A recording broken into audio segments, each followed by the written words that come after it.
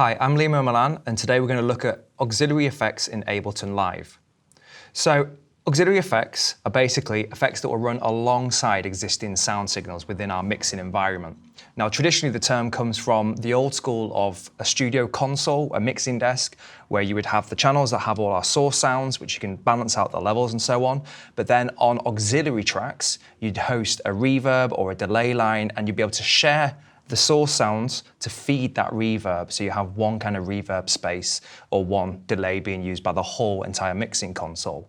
So in Ableton Live, it's got slightly different terminology, which is confusing at first, and they're called return tracks. And the return track is that auxiliary track that lives and hosts, in this case, our reverb or our delays. So looking at the mixing environment, I have like a basic idea together now, which have quite a few different layers which could benefit from things like a little bit of ambience from a reverb and potentially be enhanced by adding some other effects alongside them too, just to kind of fill up the mix a little bit more.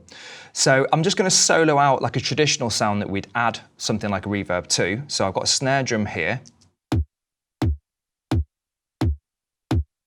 So if I wanted to add a reverb to that snare drum, I can always insert a device and just drag and drop a reverb unit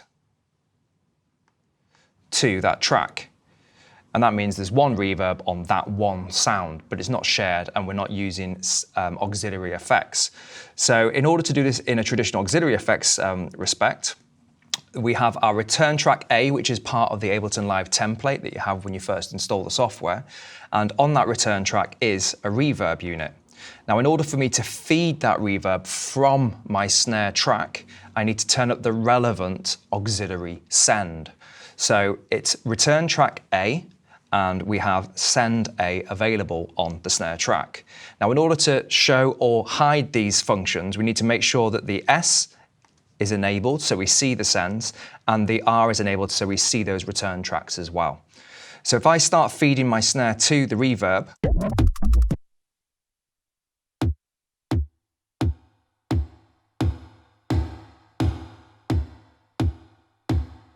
you can hear that now there's a reverb running alongside that original dry sound. Now, the advantage of doing it this way rather than dragging a reverb to the snare itself is I can share that reverb now from other source sounds as well. So if I put this in the context of the whole collections of sounds, my entire mix, there's some percussive sounds in here too. So I'm just going to kind of pick out which one I want to focus on first.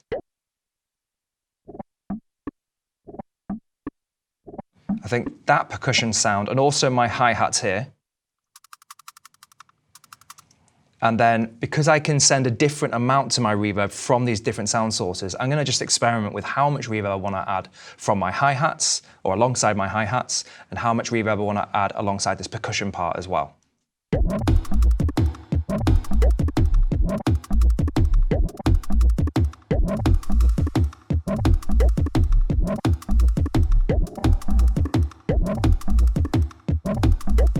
Now, I can easily audition what it sounds like without those auxiliary effects just by turning off the return track. So just disable the track here by turning the track activator button off.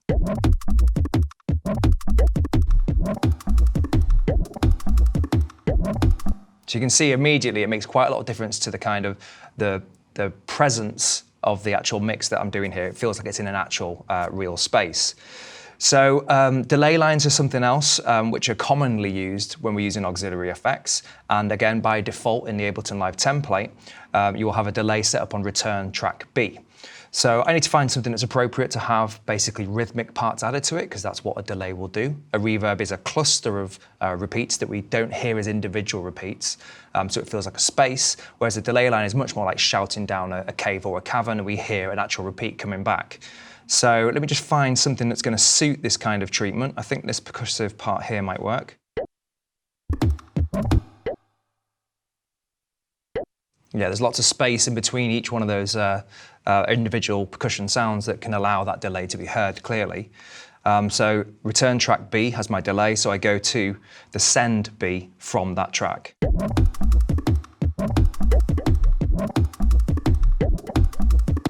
And immediately, that's enhanced the mix by adding more information, but also added a different kind of vibe to it. It sounds a bit more psychedelic now with those repeats happening as well. So we're not just stuck with those options when it comes to auxiliary effects. There are some more useful ways of enhancing our mix with things beyond what we call ambience effects. So what I want to do is add a new return track. So we're going beyond the template of just an A and a B return track. So go to Create and then Insert Return Track. Now this is a different instance than before. We've opened up the template and we've been presented with a reverb by default and we've been presented with a delay by default. Now I have an empty return track. If I start feeding that return track from these different sends, all I'm doing is just making the signal louder because there's nothing on that return track to change the sound that's on there. So I'm going to go for a glue compressor and just pop that on there.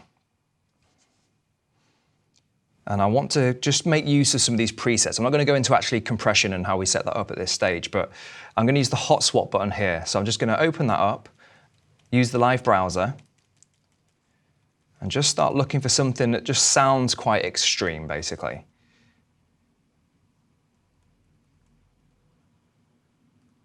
So there's one called Mastering Make It Loud. So that should do what we're after here. We just basically want to create another version of some sounds that are very compressed, which means squashed, basically, which we can then hear alongside these original sound sources.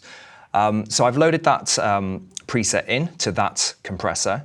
And now if I start feeding certain parts of my mix, you should notice that that other version of the signal, this return track C, which has this kind of squeezing compression characteristic, will enhance the actual perceived volume of my mix.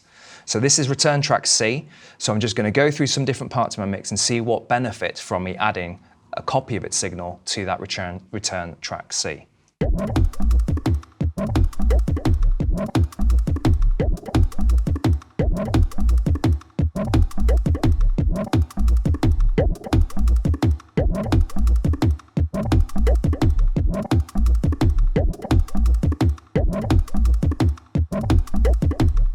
Okay, so one more thing we're going to try and do. So at the same thing, we're going to add another return track and go for something that's going to potentially enhance the kind of content of our mix. So insert return track. And then this one is going to be a noise generator. And what this is going to do is we're allowed to feed it a copy of some of these source signals, send it to this thing that will turn into a noise, but the noise will be rhythmic like the source sound. So it basically gives us a chance to, in the case of a sparse mix, add some interesting noise characteristics to it as well. So our noise source in Ableton Live is the vocoder, which traditionally is actually a processing unit for vocals, but by default, it actually behaves like a noise generator. So if I just feed it, let's say my hi-hat signal, whilst it's soloed, you'll get an immediate sense of what it will do to potentially the other sounds in this mix.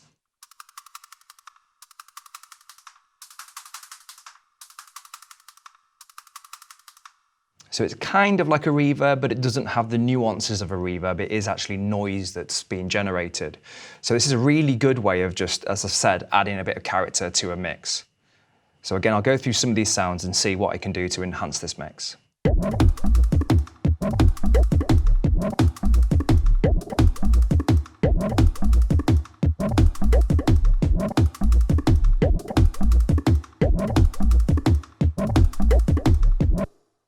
So what we've done is we've made use of the return tracks, making them or using them as auxiliary effects in Ableton Live.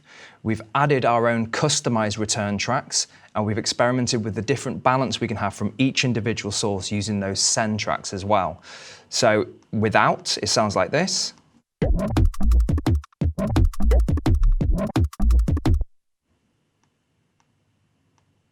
And then with, it sounds like this.